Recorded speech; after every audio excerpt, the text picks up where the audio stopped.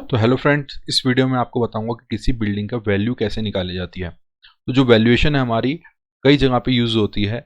जैसे हमें बैंक से अगर लोन लेना है, अगर हमें तहसील से हैसियत प्रमाण पत्र बनाना है, तो हमें वहाँ पे वैल्यूएशन करानी पड़ती है अपनी बिल्डिंग की।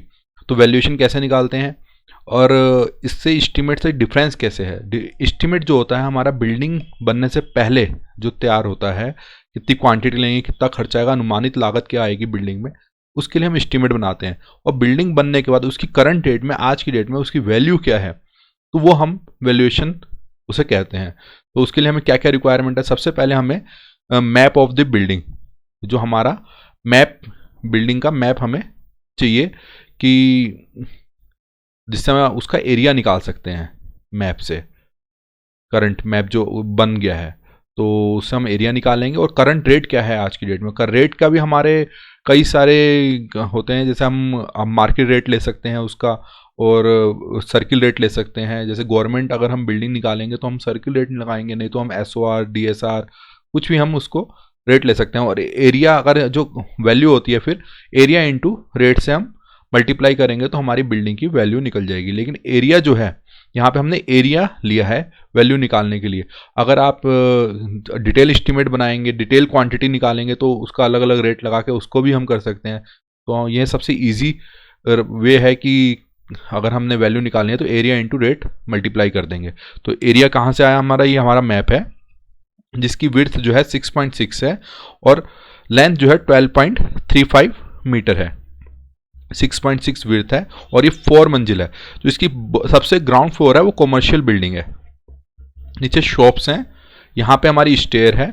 और जो फर्स्ट रेजिडेंशियल बिल्डिंग है वो फर्स्ट सेकंड थर्ड फ्लोर हमारा रेजिडेंशियल बिल्डिंग है। तो इसका हमने एरिया निकाल लिया है। तो कॉमर्शियल का अलग रेट लगेगा और रेजिडेंशियल बिल्डिंग का अलग रेट होता है। तो कॉमर्शियल बिल्डिंग का रेट निकालने के लिए पहले एरिया निकाला 1 इंटू 10.5 इंटू 6.6। तो ये 10.5 इसकी लेंथ है शॉप्स की और 6.6 हमारी विड्थ है। ये 6.6 ये है और ये 10.5 हमारी लेंथ हो गई। तो हमारा ये एरिया निकल गया 69.30 कॉमर्शियल का।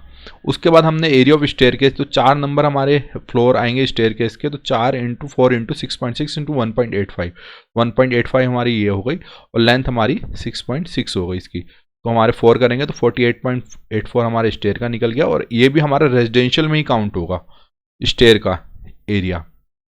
तो और ये 3 फ्लोर हमारे 1 2 3 फ्लोर हमारे उसके हैं। तो ये हम इसके 2 फ्लोर हैं, सॉरी, ये रूफ प्लान है ये इसका। तो 2 हमारे वो हो गए। तो 10.5 इंटू 6.6 इंटू 138.60 ये हमारा रेजिडेंशियल बिल्डिंग का एरिया निकल गया। तो और हमारा रेट कहाँ से है, तो यहाँ पे हमारा एक सर्किल रेट लिया है मैंने अल्मोड़ा डिस्ट्रिक्ट का। तो वहाँ पे हमारा जो कॉमर्शियल है उसकी ये फिक्स होते हैं। हर डिस्ट्रिक्ट के अलग अलग सर्किल रेट होते हैं। वाणिज्य भवन की दर सुपर एरिया प्रति वर्ग मीटर, तो वह यहाँ का रेट जो है 33,000 पर स्क्वायर मीटर है, पर स्क्वायर मीटर ये लिखा हुआ है यहाँ पे।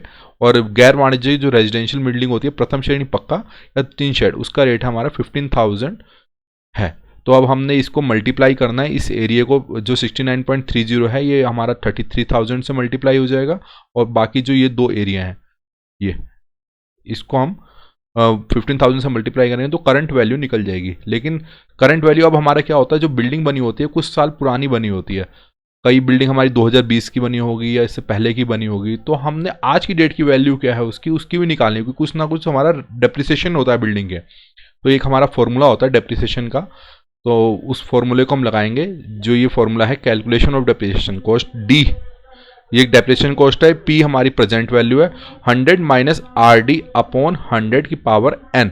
यहाँ पे जो RD है रेट ऑफ डेप्रिसिएशन है, ये अलग अलग होता है। ये हमारा मानना होता है, जैसे अगर हमने बिल्डिंग को चेक किया एक सिविल इंजीनियर ने, अगर उसने माना है कि इसकी अप्रोक्सीमेट लाइफ जो है 100 ईयर्स है, तो हम यहाँ पे RD फैक्टर 1 लेंगे। और अगर हमने उसको देखा कि वो उसकी लाइफ 75 ईयर्स है, तो यहाँ पे हम उसका RD फैक्टर 1.3 लेंगे। अगर 50 ईयर्स है तो यहाँ पे हम 2 लेंगे। और अगर हमारा 25 ईयर्स है उसकी लाइफ, तो यहाँ पे हम RD का फैक्टर 4 लेंगे। और n जो है करंट, उसकी करंट ईयर कितने हैं, मतलब कितने साल वो पुरानी बिल्डिंग हमारी है।